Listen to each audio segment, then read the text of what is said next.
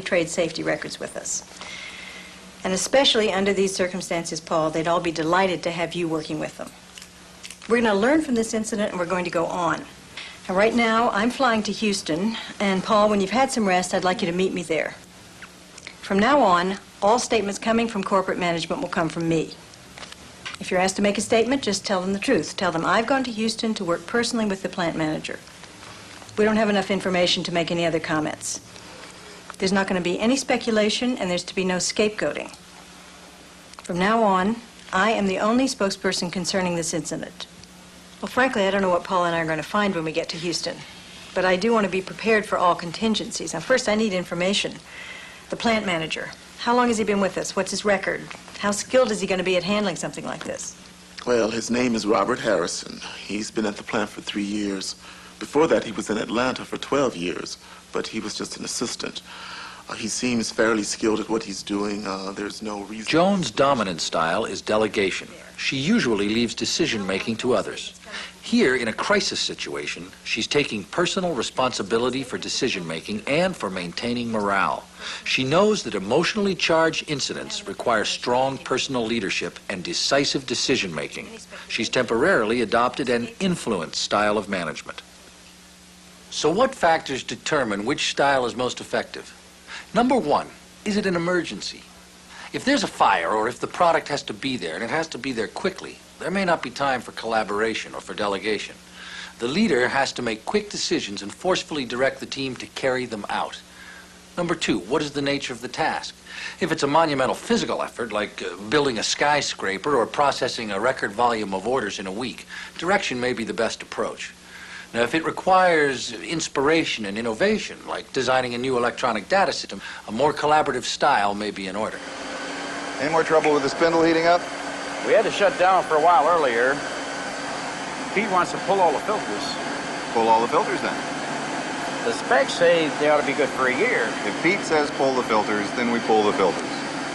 Look, Pete knows more about that machine than either one of us. From now on, he owns it. If Pete says we pull the filters, that's what we do. He's the boss.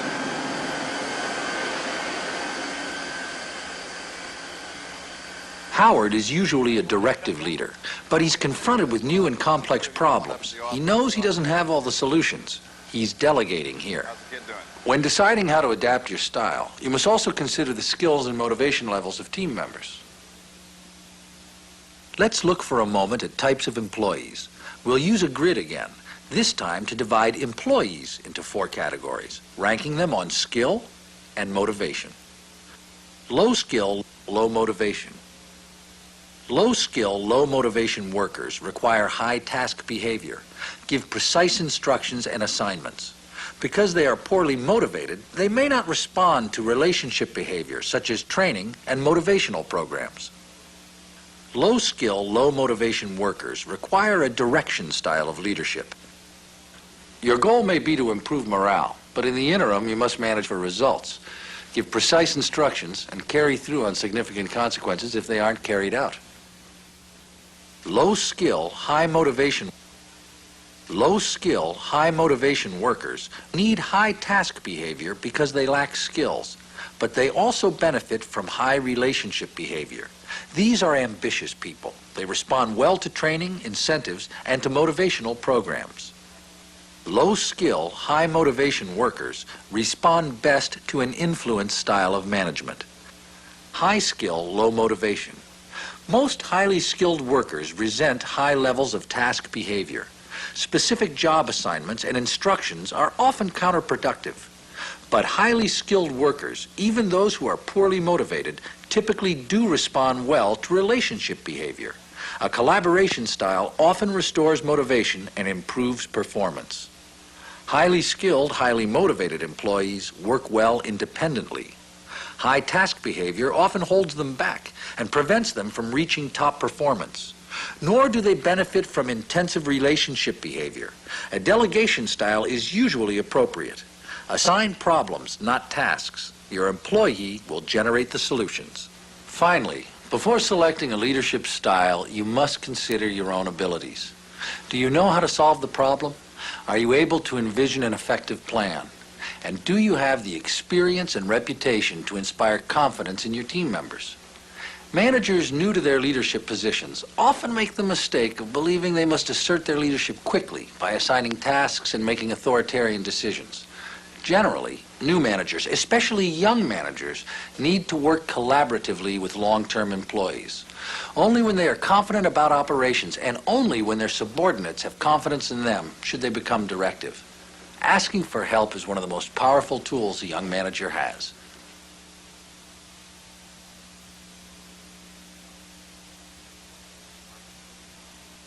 Why do people follow a leader? Because they respect or admire the person. Because they want to be associated with the person. Because they're afraid to face the unknown alone. For all these reasons and others. Some people always look to leaders and feel insecure without them. Others are inspired to follow by acts of courage or rare abilities. They recognize traits in someone else they cannot match, and they set that person up as a model or a leader. Power is certainly a part of leadership. Leaders, no matter what their titles or positions, have the ability to get things done. They are accomplishing things, going somewhere, and others want to go where they are going. Let's look for a moment at the special qualities in the 4 leaders we've met in this program. Yeah, I think that'll look great. Penny is always caring. Workers know that she is concerned for their welfare. They trust her and are loyal to her. They also know that she does good work, and they respect her for it. Most importantly, Penny makes her employees feel good about themselves. They feel their skills and confidence improving. They're accomplishing things and expanding their capabilities. Working for Penny is an exciting opportunity. Howard has experience. He's direct and courageous. He's reached his position through hard work. His employees recognize that he's one of them, yet he's risen above their positions. They respect him and they fear him a little, but they also trust him. They know that he never asks them to do anything he wouldn't do himself. Josh manages to be both brilliant and humble at the same time. Co-workers respect both his intellect and his grand vision that keeps their many ideas and projects working on parallel paths. He doesn't steal ideas or credit for ideas. Instead, he maintains an environment of mutual respect and open discussion. Because he encourages and nurtures innovation, their work continues to be challenging and exciting. Joan is admired for her consistency, her resolve, and even for her gracious manners. She is a symbol of what everyone in the company would like to be. Her standards are unfailing, and workers take pride in their company's position in the community. Because Joan sets the standard, everyone in the company has a mission for excellence. What qualities do we see? Compassion, concern, skill, decisiveness, determination, accomplishment, charisma, intelligence, vision, consistency, even wealth and appearance. All of these can generate respect in the short run and can motivate people to look toward you for leadership. But in business, we work with people day in and day out over extended periods of time. All these attributes may be useful and even necessary in some leadership situations, but they will be of no use in the long run unless a person also has integrity. Honesty is one essential component of integrity. It is the foundation of trust, and people simply will not follow others whom they don't trust. In the long run, no one trusts liars and opportunists or egoists.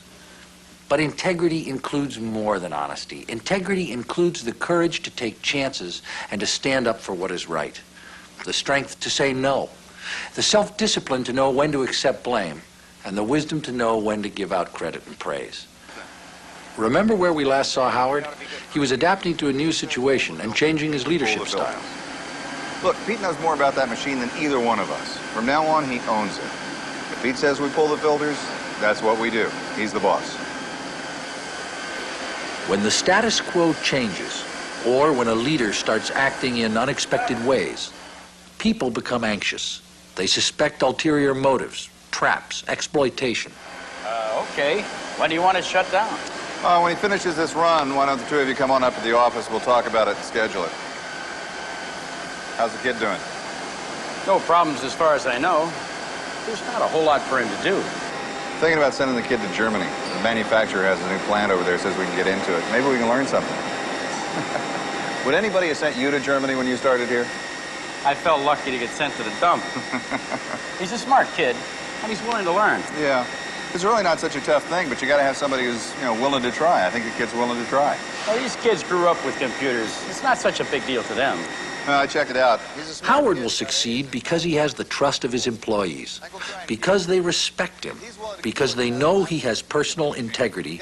They'll follow even though the situation may seem dangerous. Trust is the foundation of loyalty. The way it is, and All businesses need leaders. Oh, good. Most business problems can be solved by more than one approach. They have more than one potential solution. No matter what decision a manager makes, some people will always feel that the job should have been done differently.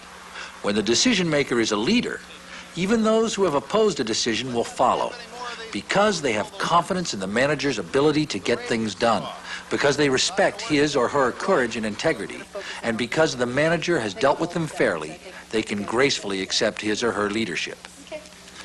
If you have the vision to imagine goals and the ability to communicate that vision to others, you have the potential to become a leader. The rest is character, confidence, integrity, and judgment. If you have these, be prepared. The time will come for you to step forward and lead.